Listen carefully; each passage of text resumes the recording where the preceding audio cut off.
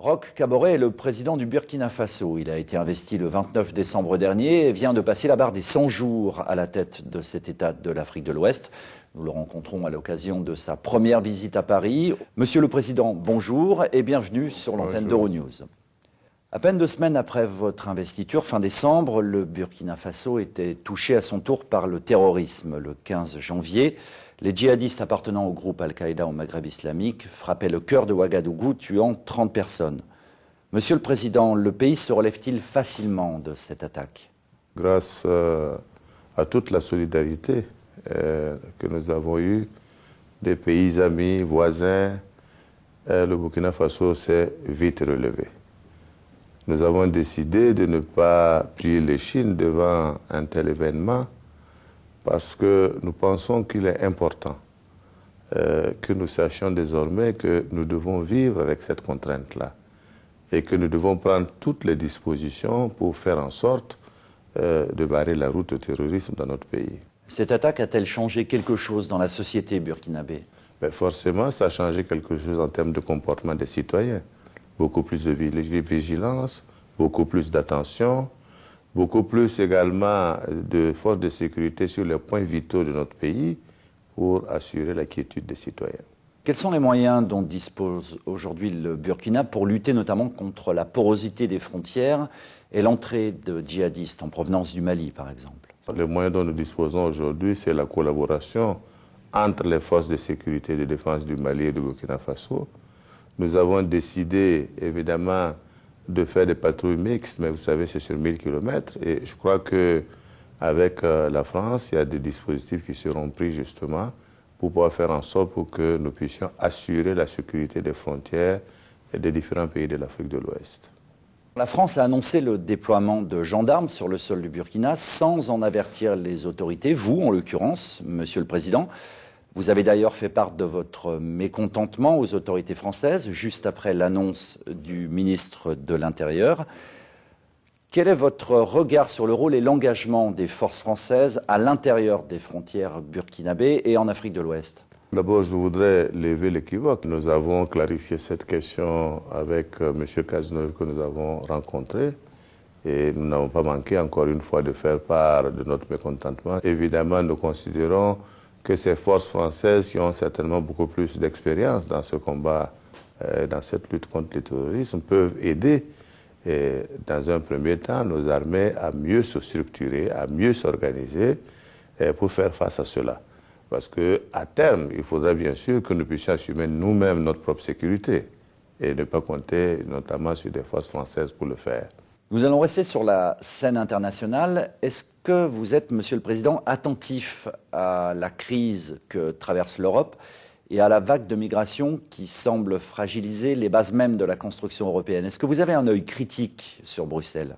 Nous suivons la crise qui se déroule donc au niveau de l'Union européenne, qui d'abord est une crise, je dirais, financière. L'immigration est un phénomène qui ne vient que compléter cet état de fait. Alors, pour ma part, en tout cas, je crois qu'il est important que les réformes soient entreprises. Le plus souvent, les institutions telles que l'Europe sont très loin, je dirais, des populations. Et les gens y voient simplement la participation de bureaucrates qui prennent des décisions au sommet, mais finalement, dont l'impact vis-à-vis des populations est très peu ressenti. Et je crois que ça veut dire qu'il faut rapprocher, je dirais, nos institutions, soit régionales ou sous-régionales, même en Afrique c'est pareil, des populations pour pouvoir effectivement leur apporter les solutions qu'il faut. Est-ce que vous avez la volonté de développer également une coopération plus large avec l'Europe, avec Bruxelles? Je pense que c'est nécessaire. C'est tout à fait nécessaire que la coopération que nous avons aujourd'hui, et c'est ce que nous avons demandé d'ailleurs à la France, nous avons demandé non seulement le soutien de la France, mais de façon plus élargie, également un lobbying au niveau de l'Europe pour bénéficier de beaucoup plus d'appui de leur part. Je dois préciser d'ailleurs que c'est une destination où je vais me rendre très bientôt également pour plaider la cause du Burkina Faso au niveau de l'Europe. Passons maintenant à un domaine important de la campagne qui vous a mené au pouvoir début décembre, la situation économique et sociale du Burkina. Vous avez déclaré au lendemain de votre élection que votre priorité serait de réorganiser l'armée. Pourquoi le choix de cette priorité au regard de la situation économique du Burkina? Il était important que nous puissions revisiter l'armée. D'abord pour que ce soit une armée républicaine, deuxièmement que ce soit une armée apolitique et que l'armée s'en tienne à son rôle régalien, qui est de défendre le territoire et le peuple burkinabé. Vous vous êtes engagé, Monsieur le Président, à ce que le Burkina renoue avec une croissance de 5%, ce qui était le cas dans les années 2000. Comment relever ce défi, sachant que la baisse des cours de l'or et du coton, qui sont les deux premiers produits d'exportation du Burkina, pourrait contrarier votre ambition cette année? En tout cas, selon nos prévisions, en tout cas, nous pensons que 2016, nous serons certainement un taux de croissance de l'ordre de 5,7%, dû également à la politique que nous allons mettre en œuvre. Nous avons pris l'engagement de réduire le train de vie de l'État.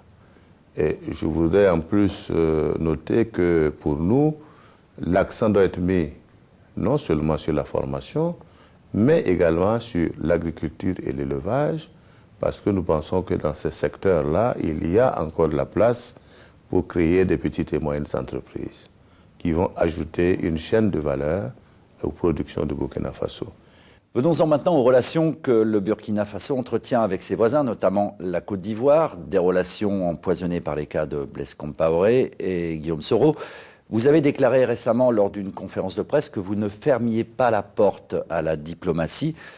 Comment voyez-vous l'avenir de ces relations avec votre voisin ivoirien? On a eu le sentiment que les relations étaient empoisonnées, mais je dois pouvoir vous assurer que tant au niveau du peuple ivoirien, du peuple burkinabé, qu'au niveau des chefs d'État et du gouvernement, les relations sont tout à fait excellentes.